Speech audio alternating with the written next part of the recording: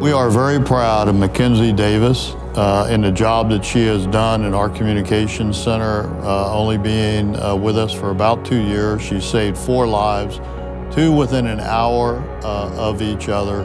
She's an amazing young lady. You would never know she's only been a 911 operator for a couple years.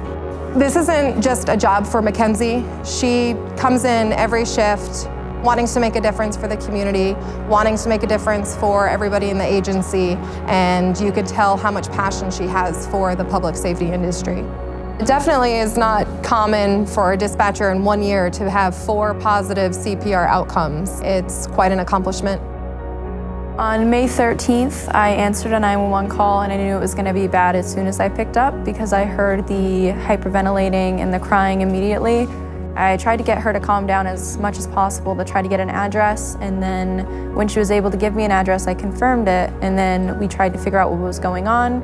I could make out her husband, unresponsive, and then I asked her if he was breathing, and she said, I don't know, and I said, you need to make sure, is he breathing? And she said, no. So I had the female unlock the front door, that way at least they don't have to kick the door down, they just have easy access to be able to go in and help. And then I got her back next to her husband and I instructed her on how to do CPR until they got there. And I did not hang up the phone until I heard the deputy in the background saying that he had it. On September 6th, I had a pretty traumatic day. I took 2 calls within an hour, one of them being a frantic mother with an infant who stopped breathing in the playroom. We worked through some CPR and was able to get the baby crying before the first responders got there. An hour later on the same day, I spoke to a wife whose husband was unresponsive at the bottom of their pool.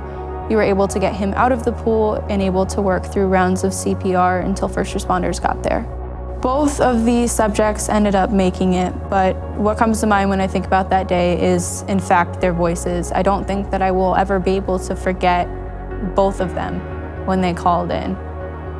Even though the second one was very calm, the odd calmness is definitely what sticks into my head, and the fact that both of them made it. When I take these calls, it definitely feels like 10 years.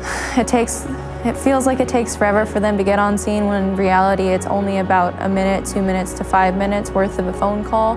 But to me, time really does feel like it slows down, and it's just me and the person trying to figure out what's going on. It is very difficult to perform CPR instructions over the phone to frantic callers, and to be able to have that ability to calm people down, to be able to listen to her instructions, it's a gift that she has, and I think that she is very deserving of this prestigious award. She's the honoree today, not only representing the Flagler County Sheriff's Office, but really 911 operators that serve day in and day out in every sheriff's office across the state of Florida. And I don't think there could be a better representative selected to receive this award. I definitely like to thank the FSA for considering me and ultimately picking me for this award. It definitely means a lot. I'd like to thank my family, my father for helping me with this career, and my mother for always making sure that I kept my head up, and my sister for always listening to every single issue I've ever had.